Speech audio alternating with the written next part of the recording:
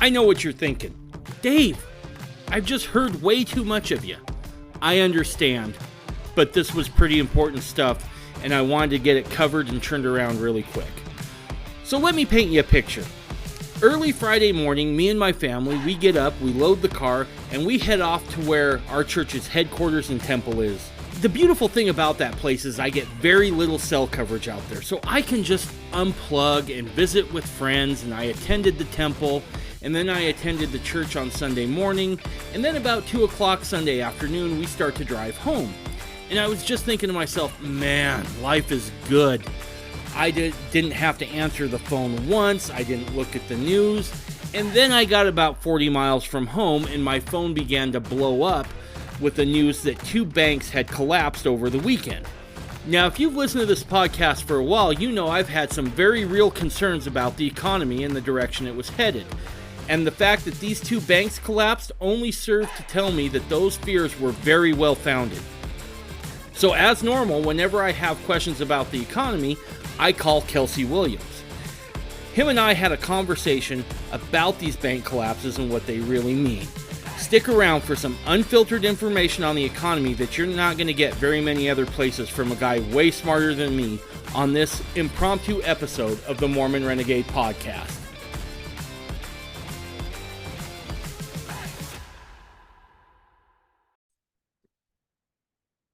So I want to take just a few moments here and just say thank you for listening. I can never tell you how much it means to me that you spend your time here with me. Now, on top of that, last year I received donations that helped me upgrade the audio, equipment, and software. This year I want to do the same thing for video. Now, if you want to help out and make a donation, you can do that by going to MormonRenegade.com and making a donation there. Also, check out the Mormon Renegade supply store at MormonRenegade.com and pick up some merch. Now, if you can't do any of those, I completely understand. It's not like it's been a banner year necessarily for our finances. So maybe just keep the podcast in your prayers. Finally, as I've started to do more video, there's a YouTube channel up for the podcast. But just between you and me, yeah, I ain't going to be there very long because I have a feeling I'm going to get kicked off. So to stay one step ahead of that, I've made a channel on Rumble. So head on over to Rumble, look up the Mormon Renegade podcast channel there, and crush that like and subscribe button. Thank you. I have been very careful on this podcast to only advertise for items that I feel will add value and purpose in your life. That said, I've discovered a book that I really believe should be in every Mormon's library. The book is called Beneath Sheep's Clothing. In this book, the author, Julie Beeling, breaks down the communist infiltration into our schools, institutions, and perhaps even most distressing, our churches. The book backs up its claims with well-cited sources so you can go do the research yourself. This book will allow you to see the communist tactics and gives you the tools on how to combat this insidious movement in America. Julie is right now trying to raise money to make the book into a documentary, and I can't recommend donating to this cause strongly enough. So head over to MormonRenegade.com and you can find the link to buy the book and donate to the documentary in this episode page, or scroll down to the very bottom of the landing page at MormonRenegade.com to find a link to buy the book.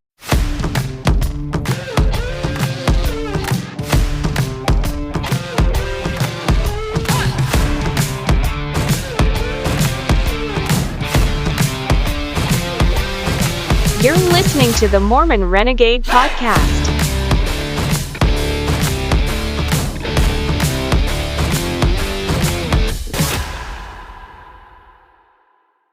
Kelsey. Do you remember 3 weeks ago we had that conversation where, and this was off air for everybody listening, but we actually had a conversation where we were like, well, maybe the laws of economy do stop at the U.S. borders. And then all of a sudden it was on. It was game on. I was coming home from Nevada, and I didn't get cell coverage all weekend long, and it was so nice, right? Just unplug, just, kind of reset spiritually. And I'm probably, 30, 45 miles from home. And all of a sudden my phone just starts blowing up, and I start looking through my phone, and I'm like, oh crap. I see 2 banks had failed in just over the weekend. And I'm like, well, I guess it's time I give Kelsey a call. So for whoever's listening, it is right now 7:10 in the evening on Monday. Kelsey and I wanted to jump on and get this episode done and out. I plan on releasing this either tonight or first thing in the morning, but we wanted to get this out there for everybody because on this podcast, I think we've done what, 3 or 4 together, Kelsey, where we've been Yeah, I think this is our fourth one, I think. Yeah, so we've done 3 prior to this where we've been ringing the bell that something's not right. And I think that this is the first in a set of I don't want to be too hyperbolic here, but I truly believe this, cataclysmic events within the economy. I think that's true. And I think there's a hesitation by most people to use a term like that because they're afraid of maybe spooking something or and part of it's that idea of avoiding something that's distasteful. No, let's not talk about it. Maybe the problem will go away. It really is kind of like a dysfunctional family, right? Like if we just don't talk about it, maybe it goes away. And I've heard of people getting in trouble for, quote, talking down the economy, right? Yeah. And so I understand entirely that these are not necessarily happy, fun subjects, but I believe those that know there's a responsibility to ring that bell and let people know things aren't right. And so I appreciate you I appreciate you coming on so we can talk about it. You bet. So I think it's just a matter of being realistic, Yeah. Nobody's trying to talk anything down as much as they are say, wait, there are some problems here and you need to be aware of them. Otherwise, you will be surprised and it won't be pleasant when it happens. Yeah. And Kelsey, to be honest with you, I've gotten a few emails where they say, why are you talking about the economy? It's not really your thing. Well, one, it's my podcast and I'm kind of interested in economy. So that's one. But the other thing is if I feel something's wrong and I have this platform and I don't say something and then people suffer down the road, I'm not sure I could live with myself. And so that's part of the reason I do these episodes. I think what you said is perfectly appropriate. And, I've got a good friend in California who is an attorney. And he says to me, that's his term. He tells me, I think you ought to write an article about such and such. And he said, I do it, but I don't have the platform you have. Right. He said, this is the way it is, or something needs to be said. So go say it. Yeah. And, so that's all it is, All right. So let's dive in here. What happened on Friday? Okay. There were actually 3 bank failures since the middle of last week. 3? 3. I thought it was just 2 over the weekend. Well, there's a firm, a Silvergate, which is associated with the crypto sector. And it was fallout from FTX, and all of that. And so then Silicon Valley Bank, SVB, people call it, was announced. And then over the weekend, another bank, Signature Bank in New York, which now the thing about these is the Silvergate and Signature Bank are both associated with crypto, digital currencies. So that was definitely a factor. It was fallout from that. The Silicon Valley Bank, you have the technology-based companies and venture capitalists, big venture capitalists. So that, the type of customer, the investments, everything, those are factors here. But there's 2 main factors as far as SVB and all banks are concerned. And that was definitely apparent in what happened with Silicon Valley Bank. One is the fractional reserve banking system, and the other is interest rates. Right. And those are the two key things that happened. Now they closed the bank. They made arrangements to work directly, since they haven't found someone to buy the assets and take over things yet. They have made the depositors whole. Share owners and bondholders, they're out. Okay, so and that's the way it should be. It's, there's arguments about, well, is it a bailout or is it not? The FDIC handled it correctly to a certain extent. What happened is they did go beyond the $250,000 limit, the insurance limit for depositors, and made all depositors whole. But part of that too is you got to look at the size of the bank, and there's a phrase that's used when you're talking about owing money. If you owe a bank $1 million, they own you. But if you owe a bank $100 million, you own the bank. So the size of this bank is a big factor, because of the amounts of money involved in terms of how do you handle it to contain the damage as much as possible. So when you say shut down the bank, you mean like people weren't able to go to the ATM and pull funds out, correct? Exactly. And you see, what happened is they reached a point where they had no money. And here's why.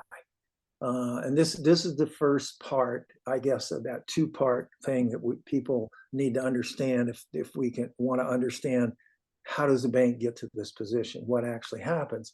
And we can talk more about it later, but simply put, when you deposit money in a bank, and let's just call it, say, $10,000, the bank at the end of the day balances their total, takes a total on their deposits.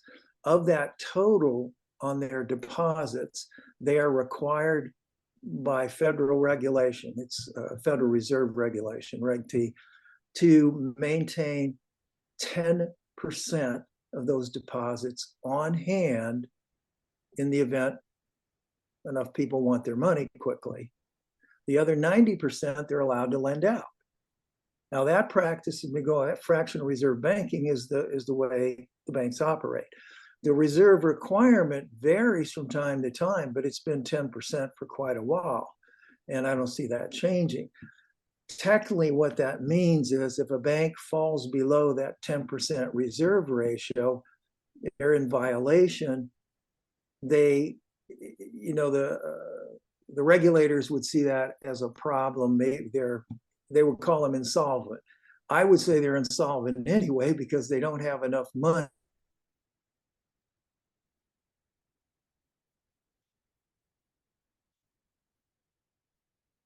You get it. If everyone wants, or too many people want their money at one time, it's simply not there.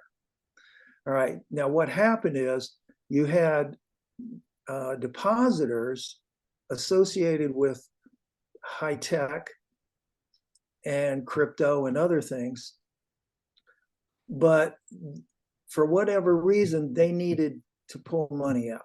Okay, whatever it was, either they were having issues, they wanted money.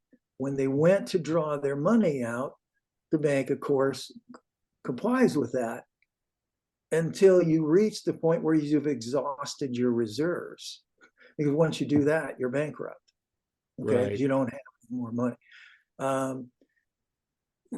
What happened is, in order to satisfy the depositors' demands to draw their money out, the bank also had to sell bonds that they held in their portfolio of reserves. In other words, they had huge amounts of cash as part of their reserves.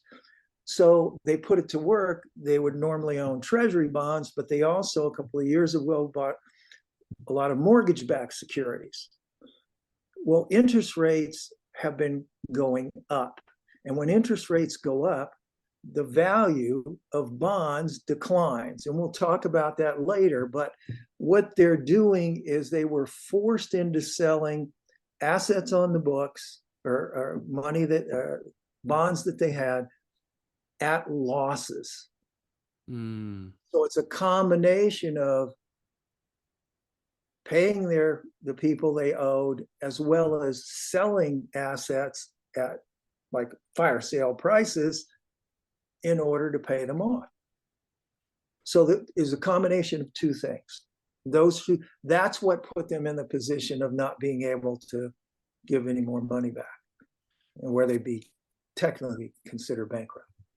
So they've been operating like this for quite a while, right? I mean, this is nothing new. Well, so all banks operate under the same system. right. Okay, now, we can argue that, and so in that sense, we can talk about reckless behavior, but sometimes it goes beyond that. Sometimes a bank will do something with its reserves that is reckless. Right. Okay. Or they will make loans that, see, like I would say, okay, what's reckless behavior? How about a 3% interest only mortgage to a night clerk at a 7-Eleven convenience store who's never owned a home and makes minimum wage? Right. Okay, in other words, the qualifications financially simply weren't there. So, and it doesn't have to be that. So if you remember what happened, you had auto loans, you had student loans, you had mortgages, all these things came into question. Well, that could cause problems for the banks. That can tip the scales. If you're only dealing with operating on a 10% reserve requirement, doesn't take much to wipe that out. What was the initial catalyst to cause enough people to go to the bank and say, you know what, give me your money, give me my money? I don't know. I believe don't know yet per se. I'm assuming part of this is when a bank, some of these people probably were on both sides of it. Some of them may have been banking with them. Others may have been borrowing from them. And they may have been both. And they may also know, because quite frankly, with what's happening, the credit markets are in disarray. It's very difficult. What this does is it's tamping down liquidity. So if you have to depend on the debt markets for your funding, it's more expensive all the time, and it's harder to get. Gotcha. So there's any number of possibilities. Now let's just take it, another step further. If the depositors had problems of their own, that combined with the fact that assets of the bank are declining, is like, hey, what can we do? There's nothing else you can do. If enough people are unemployed and have to take their savings out to pay bills, if too many people, for whatever reason, have to get their money out from a bank, it's a problem. So then you have the ripple effect, because SVB Bank was the second largest bank failure in history, next to the Washington Mutual Savings Bank in 2008. So that size has implications. If you can't get your money, how do you pay your bills? And what happens to the people you owe money to? Right. And, so people that are depending on these things in various ways are sort of up a creek without a paddle. So there is a ripple effect. And how far that extends depends on how limited the exposure was, but the size of the bank tells you it's much bigger than that. And with the attitude of investors today and the overemphasis, I say that only to emphasize how far beyond historically normal patterns we've gone in terms of assessing any type of investment, that the next big thing is always what's on the minds of lips of every investor. So the more risky, they don't think about it. Can I get the money? How cheaply? Boom. And the economy functions on credit. So anything that calls that into question is going to be a problem. Okay. It's a big thing. It's a really big thing. And can they contain it? I don't know. And what's interesting is I still don't feel like it's getting the amount of coverage that it really deserves. They don't want to. Right. They're holding that back. I believe they're definitely holding that back. So they look, we know that they like to play word games up there in the Fed. We know that they like to position everything like everything's all right, but this was a bailout, right? Despite what they want to call it.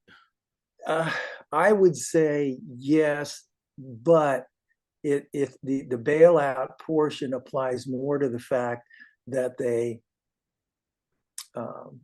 made depositors whole who had money there in excess of 250,000, which was probably a goodly portion of the deposits. So in that sense, yes, because the FDIC are the ones that took it over, and they should have only made whole those to 250,000. And the next thing is that would have taken months if it was done that way. They made everybody whole as of today. That's what the announcement was. So otherwise, they would not have gotten their money back, and they would have continued to look for a suitor, somebody to come in and take it over and do it. So even if you were under the 250,000 limit, you might have not gotten access to your money at this point. No. So that's what you could probably call it a bailout. Let me ask you this question real quick before we dive into those two subjects we really want to cover, because it's the root of what's going on. But I heard something today that there was a British bank that had either bought them or were looking at buying them. Have you heard anything on that? I have not yet. I have not. No. Okay. All right. Good enough. As you can tell, it's still a very fluid situation out there. But regardless, it's important that we get on here and talk about this, because I feel like it's the first domino. And I think that's quite possible. We've been talking about that for several months. We haven't had a real crisis since pandemic, and that was more self-induced than anything. So, going back to 2008, when things kind of imploded under their own weight, and that's kind of where we are. They built things back up to a point where sustaining it takes all their efforts just to sustain. So, I'm sorry, I keep saying this. One last question before we dive in. I'm curious because they've made the discount window really easy to get to, right? And they've taken a bunch of limitations off of borrowing from the discount window. Why didn't that bank just go to the discount window? The problem is with the discount window is that's supposed to help in marginal situations. Okay. It's not supposed to be a case of, look, we're going under, give us a bunch of money, because that's the whole reason for the FDIC and the regulators, and the Fed, once you reach that point. And the other reason is there's a hesitancy, or has been in the past, for banks to go to the discount window, because as soon as they go to the discount window, the Fed knows they need money to meet their reserve requirement. That's why there's an overnight market, Fed funds that banks, borrow and lend from each other on an overnight basis. And the discount rate, you can do the same thing, but you go directly to the Fed. But then the Fed realizes, if you're borrowing from us, we see that they're afraid. It's like, well, we don't want to show our hand, or we don't want them to know too soon. And maybe it's not that big of a problem, but then the Fed starts watching a little more closely. On the other hand, the Fed wanted to find a way to use the discount window to better facilitate their own efforts to encourage banks to lend more money and to not keep reserves on hand.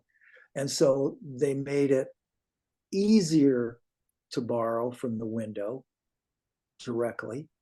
And they also stopped paying the kind of rates that they were paying that would cause someone to simply say, well, I'm just a member bank, say, I'll just leave my funds on deposit with you. I'll create excess reserves. If you don't lend it all out to the 10 down to the 10% ratio, anything else above 10% is considered excess reserves, and that could be on deposit with the Fed.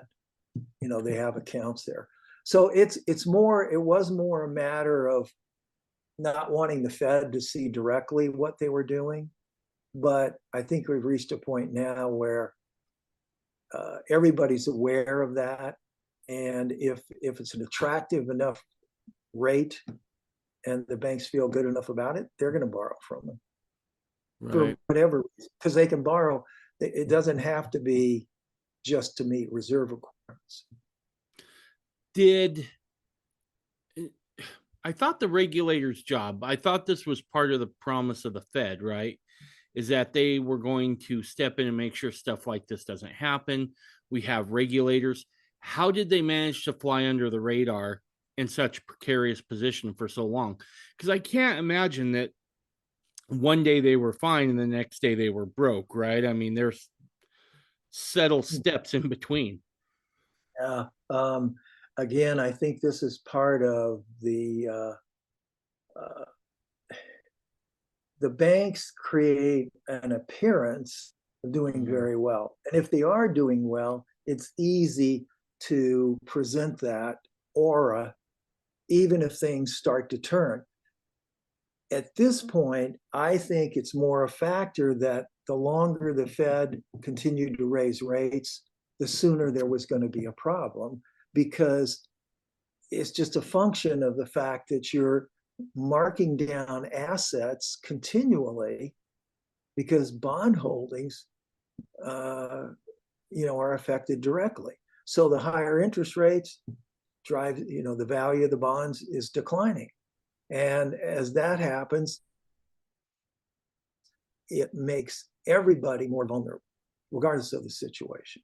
If your investments are continually going down and you depend on those investments for collateral, or if you need to sell something and you're forced to sell it at a loss that you hadn't expected to, I mean, you can't account for that until it happens.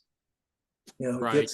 You can expect it, but sooner or later you realize, okay, I just don't have any money, but I didn't want to tell you because I thought so.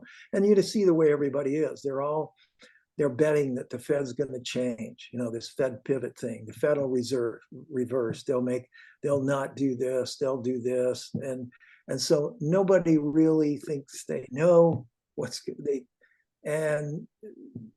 or they think they know, but they don't. Right. And so it's really it's a circus, and it never really ends because everybody's playing a game. Right. The Fed's trying to keep the system together, and the banks are trying to milk the system, and so's the Fed. Really, I mean, they can't control the effects of their own inflation. We've reached a point where we're vulnerable. You keep blowing up a balloon a little bit at a time, the structure and the skin becomes more vulnerable. You can pinpoint from the outside just a tiny bit, that little hole, and the air comes out of it. You True. can keep blowing the air in and eventually blow through it from the inside, big gaping hole. The point is, at some point, there is the piper to pay. You can't get away from it. And we're at a point now where all of these things that are happening are probably going to have more of a detrimental effect initially than the Fed had hoped for when they started raising rates. So we have another new set of variables. Will they slow down? Will they stop raising rates? Or will they try to bring them down again in order to smooth things out? And that has its own set of concerns and problems, because you've now got people who are built into the expectation that rates are going to go higher. And so it can have an impact that way. But the other one is that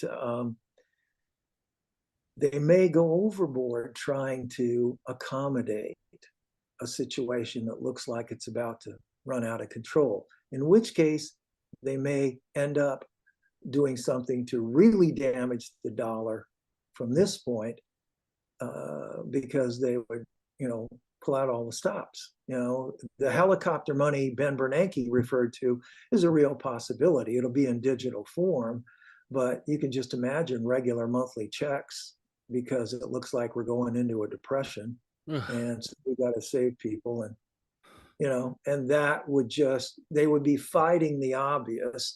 And I think there's the potential that tidal wave of default and deflation would overwhelm whatever efforts they come up with, but they're still going to try. Right. Whew. Good times. So let's get into the two things we really wanted to break down that we felt were kind of, well, let me phrase that. I'm not smart enough to feel or think anything here, but let's call it, what you felt were the two driving factors here. The first one was bond and interest rates, and we just covered a little bit of that. And then the second is fractional reserve banking. Yeah, I think this is where, if people understood these two issues, they would have a better grasp of what they're reading and hearing. That a lot of the other stuff is designed to take the attention away from these particular issues. But these are the issues that affect all banks, and not just banks, but definitely banks because of the reserve requirements. Bonds and interest rates, you can see that structure anywhere once you understand what's going on. So let's talk about bonds and interest rates. Whether you're a bank or not, we'll just say that, Dave, you want to buy a bond, corporate bond, treasury bond, doesn't matter. You've decided you want one and you're willing to pay, and there's one at face value, $10,000, and it's paying 3% interest. All right. And you go, great. I like that. I'm going to buy it. And so now you've got a bond, you pay $10,000, you're getting 3% interest, it's $300 a year on your money. A year from now, you find out interest rates have gone up. And we'll say that in the interim, they've risen to 5%. So, gee, I'm only getting 3%. I'm going to sell my bond and I'm going to buy one and get 5% from it. Okay, now, if I want to buy a bond and I know interest rates are 5% right now, and you say, hey, I've got a bond, I'll sell you. And I, great, what's the interest rate? And you tell me 3%. I said, and you say, your plan is to go buy a bond and get 5%. I said, well, why would I give you $10,000 for your bond that's only paying 3% when interest rates have risen to 5%? So what has to happen is that the price of that bond has to be come down. And it does. As interest rates rise, that bond price drops. There's a correlation directly with interest rates. That bond has a price that when you want to sell it is now less than you paid for it.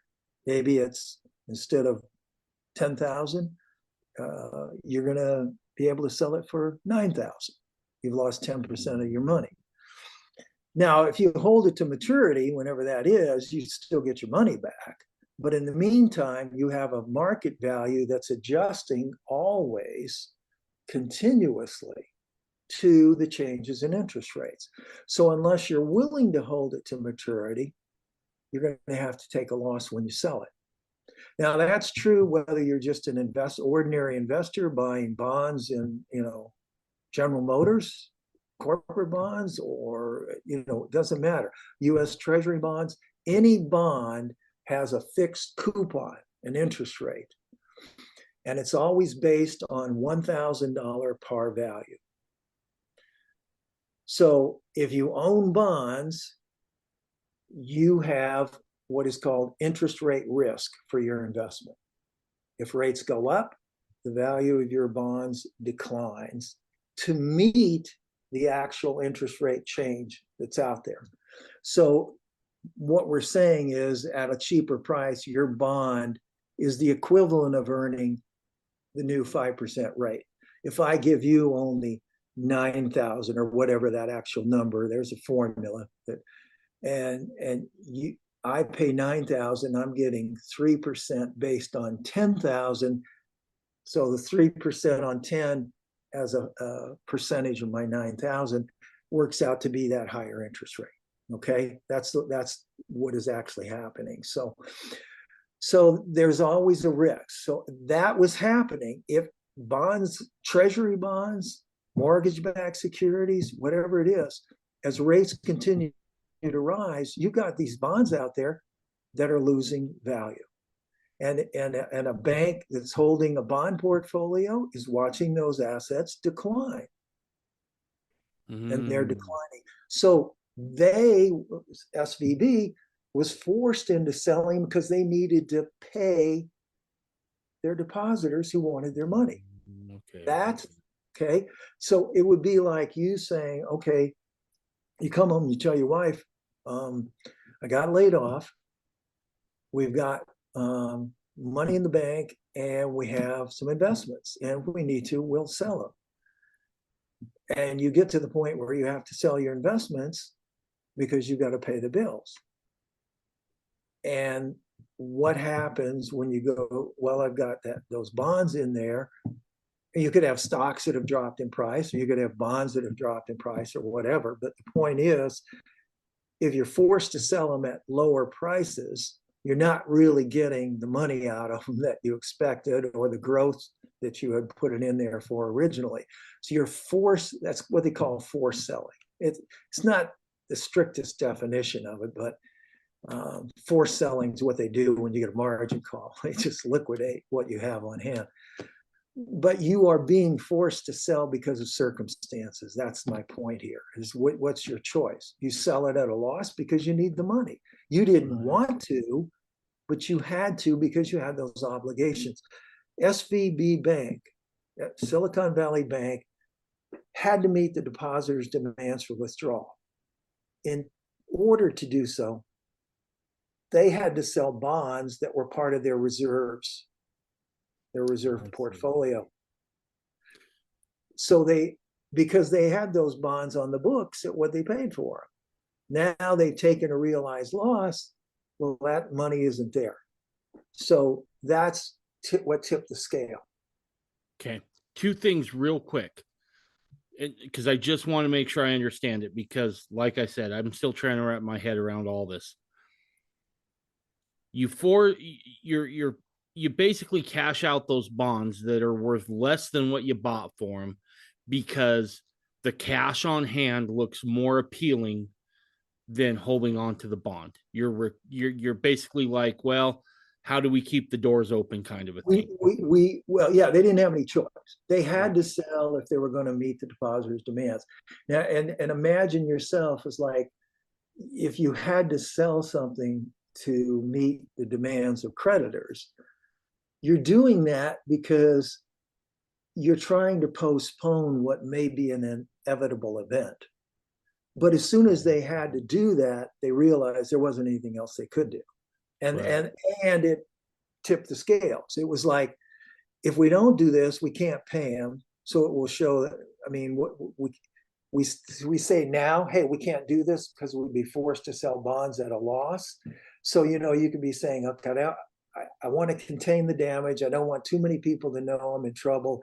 So I'll just keep selling things. And if I can get back on my feet here without people knowing about it, I can get, either some help somewhere, get another job, find some depositors, and, whatever they needed. It was just a function of two things: the demand by depositors for their money, for whatever reason, doesn't matter. And in order to meet that demand, being forced to sell assets at a loss, bonds. And the bonds were down in price because they've held them for several years and they've been declining as interest rates continue to go up. Gotcha. Nope, that makes sense. So anybody with bonds, that's a factor.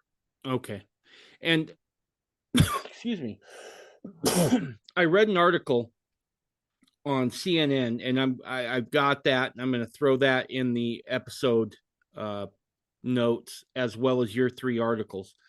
But it was an article by CNN that said that banks could be sitting on up to $620 billion of how'd they put that, unrealized losses. Debt.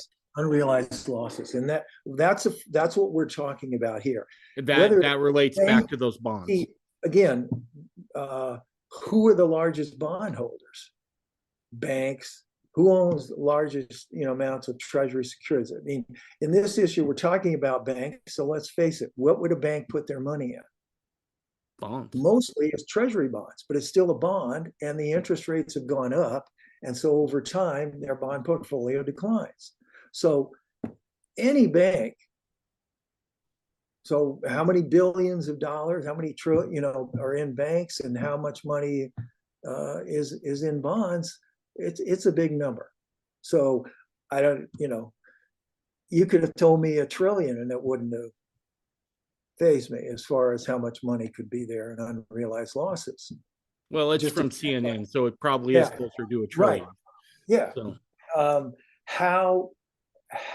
There's a couple other factors that are important here.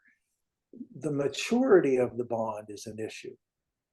You go back to that bond you paid $10,000 for. If it was a 1-year bond, it doesn't matter. In maturity, you're still going to get your money back. Okay. If it was a 5-year bond, you got to wait, or you sell at a loss, but it's going to be a much smaller loss than somebody who locked in that price for 20 years. Say, because you take that 2% differential between 3% and 5% as rates have gone up, and you factor that in over the next 20 years, you can take some whopping losses on your bonds. So it depends on the maturity. Then you've also got default risk. Right. U.S. Treasury bond, you don't have that because they're going to come up with the money regardless of what they say. They'll find a way to pay. But a corporation can't do that. A corporation can't just turn right around, and they can try to sell more bonds to pay you off. But if people want their money, that's the issue. So again, if a corporation defaults, the bondholders lose their money. That's what default risk is. And so there's usually a factor built into the rate for that. But if it's a specific company or an industry, and those are the bonds you own, then you can add that to the interest rate risk, because that affects the value as well. separate from interest rates. I mean, it'll show up in the interest rate, but it'll be a much greater interest rate than other comparable bonds, which aren't at risk. So now it's important also to recognize that if rates go the other way, you bought that bond you bought, you paid $10,000, you're earning 3%, $300 a year, interest rates go up, down. We did the up. So they go down, and now they're paying 2% or 1.5%. And a year later, well, I'm not going to get rid of this. Okay. Why would you do that? Because the new rate's 1.5. But just the opposite thing happens. If you did decide to sell it, you would sell it at a premium, because with rates at 1.5, you're getting 3. The price would go up to compensate for that differential. Gotcha. So you would, and that risk is always there. Anytime you hear someone say yields went up or yields went down, or bonds were up and bonds were down, you need to know whether they're specifically saying bonds or yields. Most people read this and it just runs right through. If they say yields on government securities increased today, that means the price of the bond dropped. Oh, okay. Okay. Because sometimes they'll present it in a way that sounds positive, but it's just the opposite effect. In light of, or they'll quote a negative statistic that has nothing to do with bonds and interest rates, and then they'll say, and the yield on treasuries, 10-year treasury securities dropped. Gotcha. Well, that means the bond price went up. That's not a negative. You know, if your bonds are more valuable, rates went down. So, but that's happening all the time. That's the way the bond market works. Okay. Always have a moving interest rate. So let me ask, because this brings up 2 questions, and it's 2 that I hadn't thought of when we talked last. First is there a way that the average person, you know, just got a little bit of savings, putting away for 401ks, you got a savings account. Right. Is there a way for the average person to tell what banks may be over leveraged with bad bonds? I would say it's not so much the over leveraging with bad bonds. You want to know, are there banks that are flirting with danger in any sense? I mean, I don't care what they're doing. If they're involved in investments. See, the bond issue wasn't the problem in 2008. It was mortgages. Right. So what you really want to know, you can specifically look for, banks who have bond portfolios, and there are banking sources that will give you statistics and even rate independently banks, ones to watch out for, ones to check, and you can do that. Just go online, and I'd have to sit down and do a Google search, because and I've done it in the past at different times, but there are ways to get information. And there's, if you do it independently like that, you're probably going to get a more reliable number to base any judgments. Okay. Yeah, that was the other part of that first question is are there sources that are more reliable than others? Because a lot of information you can get through the feds, on their various websites, and certain district banks have websites where they publish things. But I would just look to independent sources. And the banks will have financial statements. So, if they're a public bank, if they're a public company, there's financial statements. Okay. Now I'm going to say something here or ask a question, because it occurred to me. Because in all actuality, even though it was a massive number as far as SVB and Signature, it was still kind of what would be considered a mid-sized bank, right? I mean, this isn't a national global bank. SVB was a big bank. It was a big bank. Okay. Definitely want to say they were a big bank because they were dealing with venture capitalists and the tech companies. This is big money. Okay. All right. So it's not JP Morgan Chase or Wells Fargo, but it's still a very big bank, and they're very well spread into different areas and stuff. Okay. I'm going to ask you a question here, and you can just decline to answer this if you want, but it's a thought that came to me as you were describing this. Could the interest rate hikes have been done twofold? One, to slow down the economy, slow down inflation, but also to maybe get rid of banks that maybe you didn't want in the financial areas anymore? I suppose it could. I don't know whether the question would be, why would SVB fit that profile, though? I don't know. I'm just throwing out ideas. And I don't know. It just struck me as odd. The question just popped up out of nowhere, so I wanted to ask it. I think it's possible. And I'm not saying SVB was the actual target, right, necessarily, but maybe there were others like SVB, and they just happened to be the one to pull the first winning Wonka ticket, so to speak. Well, depending on how far astray from the specifics in front of us we want to move. We can always look at the possibility that the Fed already knows they don't have control over things. So maybe what they're trying to do is contain the potential damage in advance. Okay. All of this. Okay. We know this is going to come down. We don't know exactly how it's all going to evolve, but if we don't do something that makes it look like we're trying to keep it together, we're all up a creek. And this is the problem with people's analysis of the Fed. They're convinced that the Fed is there for their benefit, to help them to do what's right financially and help economically with policies and everything else.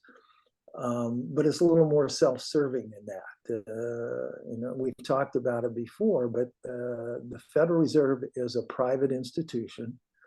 It was authorized by Congress, but it's a private institution, and it is a banker's bank.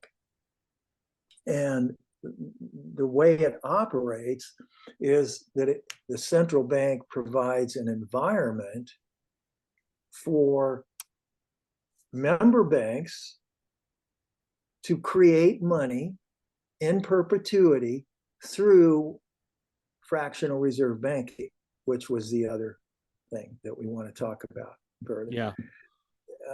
And collect the interest. And they lend money to individuals, corporations, and government. And they continue to collect interest. See, and that's the key here. They create money. Right. The idea behind the origin of the Fed was, we need to get it used to be a national bank, and then Andrew Jackson quashed that and said, we're not going to do that again. So the Fed came into existence under the guise of not being a national bank and separating itself from the government as far as being private and that sort of thing. But there is, a bit of collusion, if you will, in order to get the charter to get Congress to approve a central bank. They convinced those at the time who were behind institutionalizing the Federal Reserve, had some meetings behind closed doors, and Right. government officials were promised that if the Fed were organized and approved by Congress, that the Fed would guarantee that the US government never ran out of money. So regardless of the charade of issuing treasury bonds or whatever, whatever we see happening, if there's ever any difference to make up, the Fed steps in. And if there's ever a case where there isn't enough money from those proceeds or anything else, the Fed is always there. And they are involved in the marketplace through the New York district, Fed district, district bank, and they buy and sell securities continuously, treasury bonds. But as of 2008, they're also involved in a lot of other bonds, Right. which is a new thing. But if they hadn't done what they did, I'm not saying what they did was right, but if they hadn't done what they did in 2008, 2010, to go into the market and buy up all these bonds, we would have already been in a full-scale depression. That was a collapse. They averted that, but question is, should they have been buying them? Because all they really did is, again, push things out and then inflate again, because the only reason it was a problem was because of overextended loans and cheap and easy credit to start with. Anyway, so that's why the Fed exists. They don't exist for our purpose. They exist for their own purpose. Now, yeah, they're the ones who are saying they're managing the money supply. All right. And yet there's an element that we have to recognize is they are fiercely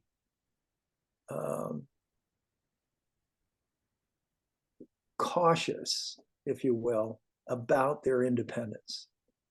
Because if people understood that independence and how deep that goes in terms of who actually pulls the strings and makes the final decisions about policy, they would not be happy. Right. It would be an issue.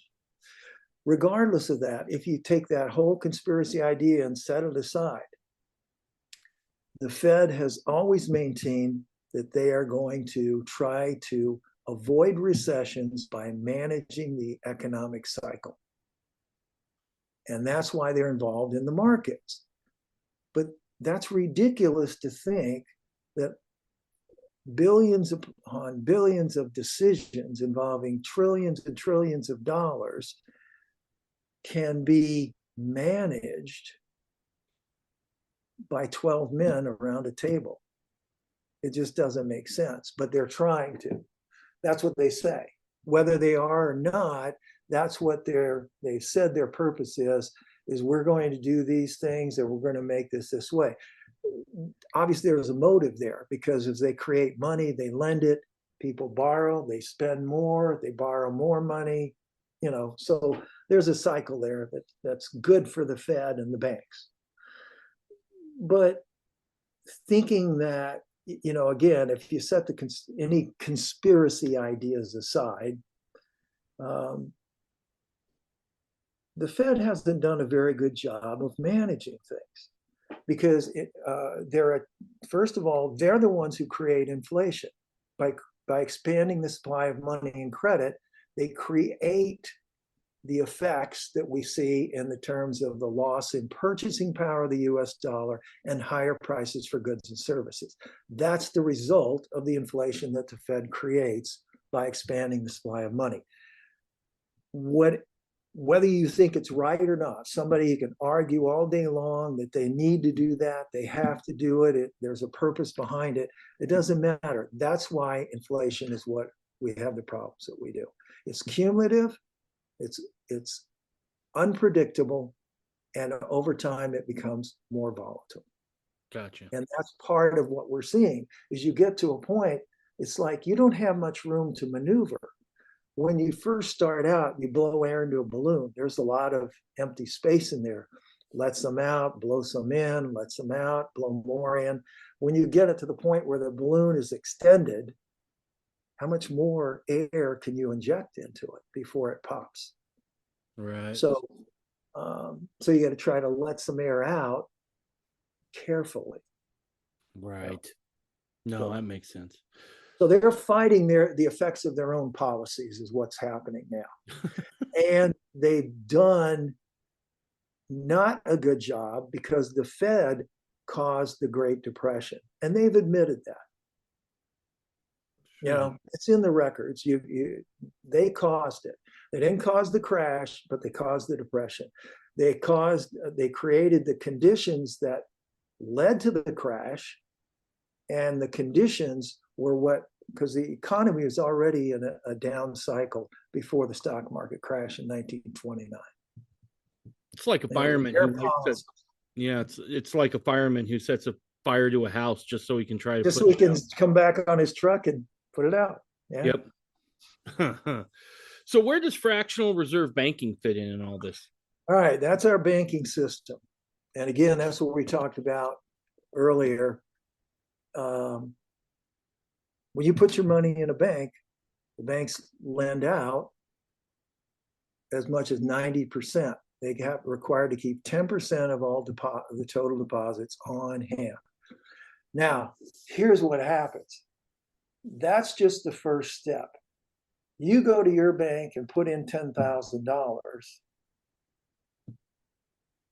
The bank says, this is over our excess reserves. We're going to loan out 9,000. They loan the 9,000 out. Okay. The person that gets the 9,000 says, I'm going to use this money to buy a car and do something else. I'll put some money in savings and I'll buy a new car. So they go and they put money down on a car, and then they put money in their bank. The bank they put their money in looks at it and says, hey, we got $5,000 we didn't have before. Our reserve requirements are met. We're going to loan out $4,500. Mm-hmm. Okay. The car dealer that got the money for a down payment puts it in his bank. Bank says, hey, we got extra money here. Bank says, we can loan out 90% of that. We had what, 4,000? So we can lend out $3,600. So they lend that out. Now what happens here is there's a multiple effect. And it works out to be roughly 8 to 10 times. But there theoretically is no limit. The money supply continues to expand on its own because of fractional reserve banking. You go in cold to your bank and they know they've got their deposits, they've got their on hand, they know what that total is, and they've got their reserves, and they have just enough money to loan you money based on their deposit. They really don't have that money. They're just going to create it. They're giving you 100 because all those depositors can come in and get their money at any time. So the money you get is new money created out of or by a pen stroke or a computer key. Wow. And it goes over and over again. Now, the problem is all the people who have money in the banks, their ongoing day-to-day bank activity varies from one to the next. Some need their money, part of it, some need more of it, some don't need it. And at some point, though, more people need it than normal, and they ask for it. Again, doesn't matter the reason. If you have too many people that want their money back too soon, that exceed the reserves that are on hand, how do you pay them? See, right. Silicon Valley Bank tipped the scale. So we don't have it. At a certain point, this is all we have. So they ran out of their reserves, which means they were bankrupt. You know, they didn't have any more money. Liabilities exceeded the assets. And all banks operate like that. Yeah, that's the banking system, fractional reserve banking. And I got an article out. It's called "Fractional Reserve Banking: The Elephant in the Room." Yep. And it goes through several examples really, that clearly show the problems with this system. And every time there's a bank problem, regardless of what triggered it, it's people trying to get their money out. And the reason they can't get it is because the bank doesn't have it. Again, it could be a rumor, it could be unsubstantiated, it doesn't matter. Either you have the money or you don't have the money. If you operate on a 10% reserve requirement, you don't have the money to pay your depositors if they want it at the same time, or enough of them. We're not talking about all of them. Only a fraction of them have to want it, just enough to exceed your ability to pay them. So did we always operate with fractional reserve banking, or is this just since the inception of the Fed? Well, definitely since the inception of the Fed, yes. Okay. And prior to that, once you go back to a certain point, people talk about the printing press, but that's the way governments operated. The government still inflated. They just printed money that they needed. If they didn't have it, they printed it. And usually, but remember, all this came, there was a link between gold and the dollars. Right. And other money. So there was a restraint, if you will. And it caused problems for governments. And it probably, you want to think that maybe it reduced the possibility of governments getting involved in wars because they couldn't fund them. Whereas if they had a printing press and their own currency, they would just print it, do whatever they wanted. So anyway, the fractional reserve banking has been around. That's the way central banks operate. Modern central banking is all on a fractional reserve basis. Nobody plays it close to the vest. And the precedent for that goes back to when people used gold as money, and the people that ran the warehouses would give out receipts that were negotiable for the gold, which was their money. And then the banks decided, or not the banks, but the warehouses decided, we should lend some of this gold out, because they were just turning in receipts. They weren't coming and physically getting their gold. So if they lent out the gold at interest, they could make some money without, as long as more people didn't want their gold. Right. And then it evolved to the point where it became paper and now digital currency. But it's the same principle. Fractional reserve now. So it's been around for quite a while. When you said there were some drawbacks to your money being tied to gold, the first one for government. For government, yeah. It's a restraint. It's a natural restraint. Right. When you said that, the first thing I thought is, what kind of downside? Like they can't spend like drunken sailors? No disrespect meant to drunken sailors anywhere. That's exactly the point. It restricts their ability to fund whatever amounts and numbers of social programs and everything else they think they're supposed to be involved in, and wars. and see, I do remember from studying history that the original idea is that there was no emergency spending unless it was in case of war. Right. That was the original plan. The only time you got to fire up those printing presses is when you thought they were going to light fire to your capital. Right. That was it in American history. And I find it interesting that oftentimes to this day, when they need a huge influx of cash, let's just go back to LBJ and the Great Society. It was called the War on Poverty. Right. Or it was whatever else.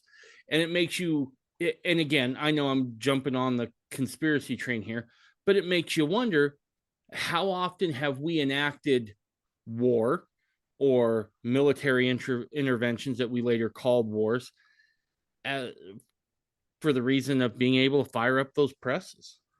Yeah, yeah.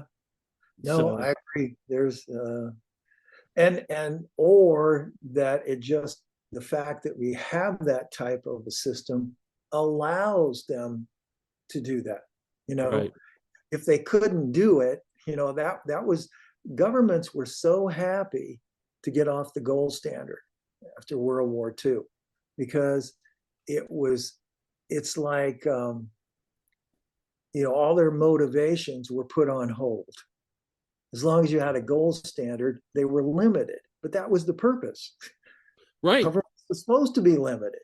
It was the people who were supposed to make the decisions that government was making. And once the government was freed from that, then all the political and financial regulations increased. Let me ask you this real quick. The feds stepped in, and at first they said, I shouldn't say they, we'll just name her. Janet Yellen says, we're not going to bail you out. Right. That was a Friday. And then it only took till Sunday before she was like, on second thought, and then you can call it whatever you want. But in essence, it was a bailout. Right. And I want to be clear here. I'm glad that your normal run of the mill depositor didn't get screwed. Right. I'm super happy with that. But it still remains that she did an about face way fast. And so, do you have any ideas? Do you have any thoughts on why she pivoted as quick as she did? Because it doesn't necessarily send the message of, don't worry about this. This was an aberration. Because if you thought it was an aberration, you'd have thought, okay, doesn't need massive intervention. We can get through this pretty quick. So for her to make an about face that quickly, any ideas on what it is she could have seen that would have caused her to do that about face that quickly? I think this goes back to what we talked about earlier when we referred to you can look at the numbers when you look at the size and the scope of the people involved who are affected by this, where, okay, if these depositors aren't made whole, what's going to be the impact? And then you're talking about, like I said, big money, not the guy who owes a few $100,000 or $1 million, but large creditors or large depositors where the money is such that you're going to make waves if you don't do something like this. So I think it was more a matter of that. It wasn't like billions of dollars, a few thousand at a time. Right. Large concentrations of money, just huge numbers that would affect a much wider spread. It would go out from that. And the threat that to whatever extent that wasn't controlled, not just that, but how it could be played from there, expanded, that you could have more contingencies than you could even imagine. So it was just too big to make that kind of a statement, which means they were too big to let it go under. Now, the private owners, no, the stock shareholders and the bondholders, they lost their investment. Okay, which should have been right, because they were absolutely, that's the way it is. Yep. It's definitely. But so I think initially Janet Yellen was playing the game as she knows it's supposed to be played, and she's still doing that. She just modified her references once they got together and talked and realized that we can't really let this go because it could bring the whole house of cards down or something like that. It was big enough to worry him. That's definitely a factor. Any inclination on whether you think they can actually contain to this? I know contagion has been a word that's been thrown around a lot on this. Yeah, I looked that word up again last night when I was writing an article, and I'm like,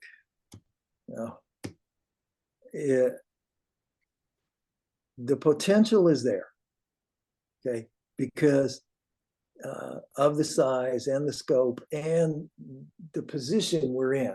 We're more vulnerable right now because of what has happened over the last couple of years.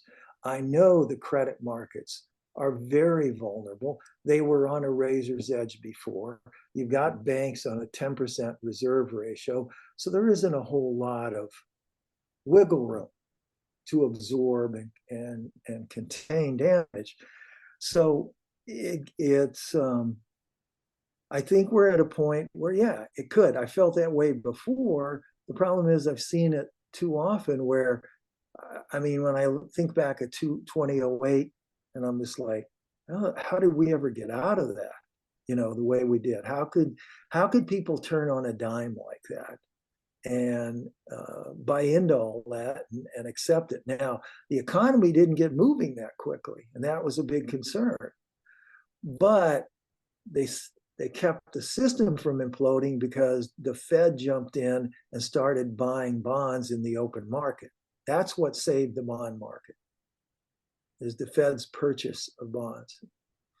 And then, of course, expanding the credit and getting people to borrow and everything else. But all that did is just, it pushed off and grew the potential downside, well in advance. If you don't, you have to take the time to get better, or you'll get sick again, and nobody wants to. It's not that the Fed tries to put it off, but governments, they don't want to hear that. People don't want to say, okay, you mean how sick am I? What? Right. Isn't there something else I can do? Well, that's the way they treat themselves medically. What would you expect financially? They're worse. You can't tell this people, they believed everything they're told. Now we got to a point where, you tell the ordinary citizen, we are going to have to go through a full-scale depression in order to get better. And whether we get better or not, we're still going to have one, because that's the end result of all this. What? Why? Can't they do something? They've been doing something for 100 years. You just didn't know it. And that's why we're in this fix. This next, what I'm going to say next here, I want to make damn sure everyone out there listening is me. This is me. This is not anything Kelsey has said or anything else, but it's what I feel in my core.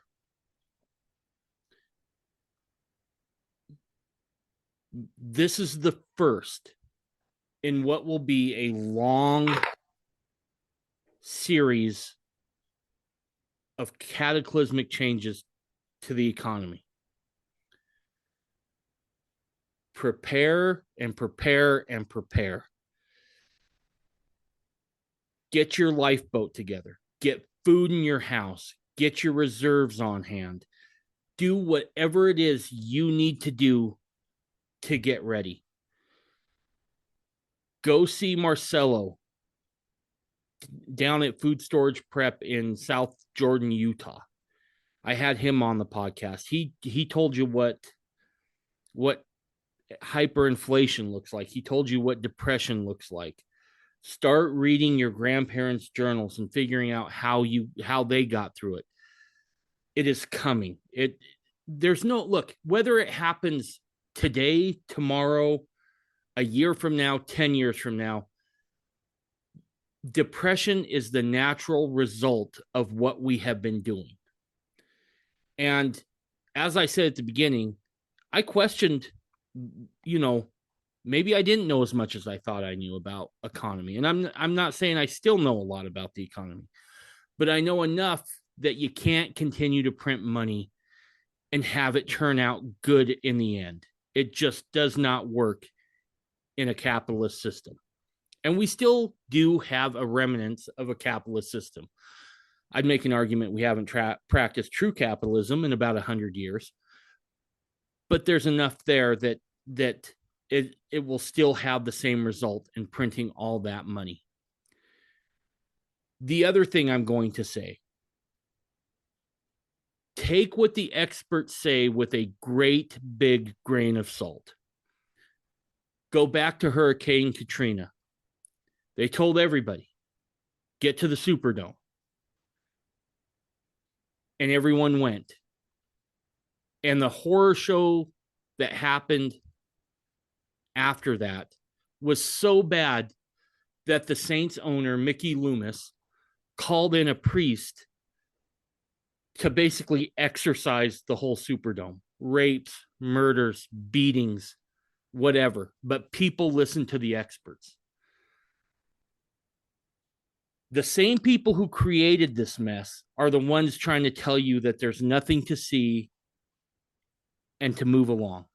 And maybe I'm wrong. If the Spirit is telling you something different, go with that. But if the Spirit is telling you something is wrong, listen to that and then prepare. Because it's as sure as I know gravity works, at some point, this all comes due. We can't keep kicking the can down the road. And we've done that for a long time. In my lifetime, since the dot-com bubble burst, we have just kicked the can down the road and we have exacerbated the problem to the point now where I believe this next collapse will be biblical in nature. Please, please, please prepare. Now, Kelsey, if you think I was hyperbolic there, if you think I was off base somewhere, please push back on me on that. I don't feel that at all. Like I said before, I feel that things are out of control in terms of being able to manage it very well, and have been for quite a while. And it's just a matter of time, but we're probably much closer to this point than farther away from it. And again, when you remember that the effects of inflation are cumulative and unpredictable, as well as becoming more volatile, every time there's a crisis event, it's worse than the last one. And it will be more and more difficult to sweep it under the rug. So I agree with you. The one thing that definitely is clear is whether it happens next month or next year or whatever, it could very well happen tomorrow versus a year or two from now, but it will be that much harder to come out of it, because once it does occur, we will probably stay there for a decade or two if we have thoughts that it will ever get better. You know, I remember when 2008 happened. I had a lot of free time on my hands, so I read a lot about economy. And I remember when I read the last book on it, and I just kind of shut the book, I remember thinking, I am more scared of the Fed's response than I am to the crisis itself. And I think because we've kicked the can down the road so long, that's why it's going to be a decade or two, I think, of devastation. I don't know how else to put it. I know I keep using words like that, and I'm trying to be measured, but it's really what I feel at my core.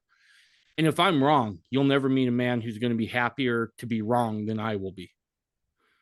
Well, you what you said there about the response of the Fed and the government is exactly the unknown and the bigger vulnerability we have, because that's the reason the Depression lasted as long as it did, because the government resisted the economy's effort to cleanse itself. And if they had let that run instead of trying to fight it, it would have worked itself out much better. So the response, historically speaking, tends to be that whatever the problem is, it will be worse and last longer because of interference and intervention by the Federal Reserve and the government. What scares me the most on this is that really the only way I could see out of this is another horror show, right? Which is a digital dollar, right? Yeah. A currency Yeah. a currency reset. But in doing just a little bit of research, every time that's been done in any other part of the world, you can bank on the dollar you have now being 40% of its value before the reset. Yeah, there's so many speculations about these things, and on a functional basis, they don't make a lot of sense. You know, one thing is that currently we do have a relatively stronger dollar. And I'm not talking about where it is over the last 100 years, but another thing is that regardless of that, what are you going to do? We're still coming to people and saying, here's something that's worth something that has no value. Right. And it's better than what we did have, which used to have value, but doesn't now. And I'm like, what's the difference? What do I can't now? There's a difference between accepting that and being forced to accept it. Right. Okay. So we don't know how that's going to play out. You know, we don't know what specifics there would be and what we would be asked to do in order to save our economy. But they're gonna do something. Now, again, if the dollar's an issue, or maybe they just have a plan that they feel is going to give them more control, and finding a way to put it in place is the issue, not so much that they have to come up with an alternative. Right. You know, it's more a concern of how can we get this in place? And well, let's, you know, manufacture an event. Let's create a problem. And there is some historical precedent for some intervention there. You know, there's some financial and economic events that it's kind of funny how the drawing plans were on the board before the event for the solution to the problem that occurred. Right. So, yeah, we'll have to see. Awesome. But, Kelsey, dude, I appreciate it so much. Is there anything else you wanted to say before we wrapped up? No, I think that's good. I think we covered the things we wanted to. I feel pretty good about it. Fantastic. Well, dude, I have a feeling that you're already in my contacts list, but I have a feeling that we're going to be talking a lot more in the coming weeks. Appreciate it very much. I'll look forward to it. All right. Bye, everybody.